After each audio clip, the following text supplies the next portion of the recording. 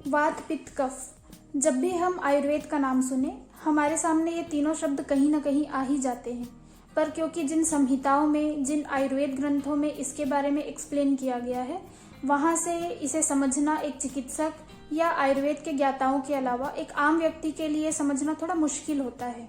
फिर आप मुझसे कह सकते हैं कि इन सिद्धांतों को एक आम व्यक्ति को क्यों समझना चाहिए।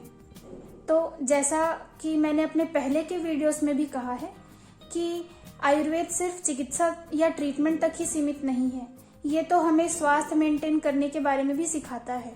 क्योंकि अपना हेल्थ मेंटेन करने के लिए हमें एक चिकित्सक की ज़रूरत नहीं है, हम तो खुद अपना हेल्थ मेंटेन कर सकते हैं। और जब हमें खुद अपना हेल्थ मेंटेन करना है तो जाहिर सी बात है कि हमें आयुर्वेद के सिद्धांतों को, जो बहुत बेसिक है, उसे समझना ही चाहिए। क्योंकि आयुर्वेद का पूरा सिद्धांत वात, पित्त, कफ के ऊपर आधारित है, यानी त्रिदोषों के ऊपर आधारित है। तो आज इस वीडियो में मैं ये कोशिश करूंगी कि इन सिद्धांतों को बहुत सरल भाषा में और सरल तरीके से एक आम व्यक्ति को समझा पाऊँ। नमस्कार, मैं डॉक्टर अनामिका जैन इस वीडियो में कोशिश करूंगी आप सभी को त्रिदोष यानी वात, पित्त, कफ के बारे में सरल रूप से समझाने की। अब सवाल आता है कि वात, पित्त, कफ आखिर है क्या और शरीर में कहाँ पे होते हैं। तो बिल्कुल सरल शब्दों में कहूँ तो ये हमारी शरीर की 3 एनर्जीज है या शक्तियाँ हैं। वात यानी वायु या एयर। अब हमें ये पता है कि जहाँ एयर होगा वहीं मूवमेंट्स होंगे या गति होंगी। तो वात वो एनर्जी है जो हमारे शरीर में मूवमेंट्स देती है, चाहे वो कोई भी मूवमेंट्स हो, जैसे चलना फिरना या सांस लेना या शरीर के अंदर के जो भी ट्रांसपोर्टेशन हो रहे हैं वो गतियाँ हो। पित्त वो शक्ति है जो हमारे शरीर में पाचन कार्य या मेटाबॉलिज्म करवाती है।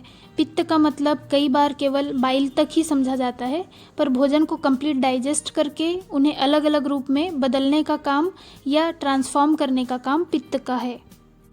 और कफ वो शक्ति है जो हर चीज़ों को एक साथ बांध कर रखती है, जैसे हड्डियों को, विभिन्न अंगों को और पूरे शरीर को एक साथ जोड़कर रखना कफ का काम है।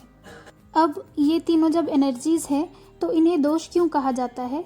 क्योंकि जब ये अपने नॉर्मल अवस्था में होते हैं तब तो आरोग्य प्रदान करते हैं, पर जब ये इम्बैलेंस्ड हो जाते हैं या विकृत या दूषित हो जाते हैं तो शरीर में बीमारियां या दोष उत्पन्न करते हैं, इसलिए इन्हें दोष कहा जाता है। वैसे तो हर शरीर में त्रिदोष होते हैं, पर तीनों में से जो दोष ज़्यादा डोमिनेंट होते हैं उसी से हमारी प्रकृति निर्धारित होती है। त्रिदोष पंच महाभूत से बनते हैं, जैसे आकाश और वायु से मिलकर वात बनता है, अग्नि और जल से पित्त, जल और पृथ्वी से कफ। तो ये थी त्रिदोषों के बारे में बहुत ही बेसिक जानकारी, जो मैंने बिल्कुल ही आम लैंग्वेज में समझाने की कोशिश की है।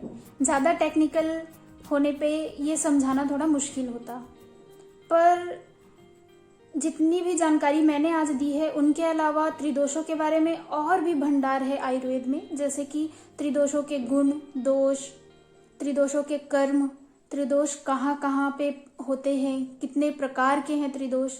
लेकिन हमारे लिए सिर्फ इतना समझना जरूरी है कि जब भी त्रिदोष इम्बैलेंस्ड होंगे हमारे शरीर में बीमारियां आएंगी। तो हमको ये जानना जरूरी है कि हमारे खान पान, रहन सहन, ऋतुओं, अलग अलग कालों से ये त्रिदोष इम्बैलेंस्ड होते हैं। अगर हम ये कॉन्सेप्ट समझ जाएं तो काफ़ी हद तक बीमारियों से हम दूर रह सकते हैं। अगर आप इस चैनल के साथ बने रहे तो हम एक एक करके और भी कॉन्सेप्ट्स के बारे में जानेंगे और ये भी जानेंगे कि इन कॉन्सेप्ट्स को प्रैक्टिकली कैसे हम अपने लाइफ में यूज़ कर सकते हैं, इसका इम्पोर्टेंस क्या है। ये वो जानकारियां हैं जिन्हें हर भारतीय के बेसिक एजुकेशन में होना चाहिए, जिसे आप तक पहुंचाने की मैं पूरी कोशिश करूंगी। और मैं ये उम्मीद करती हूं कि इसे हर घर तक पहुंचाने में आप मेरी मदद करेंगे, इस वीडियो को ज़्यादा से ज़्यादा शेयर करके।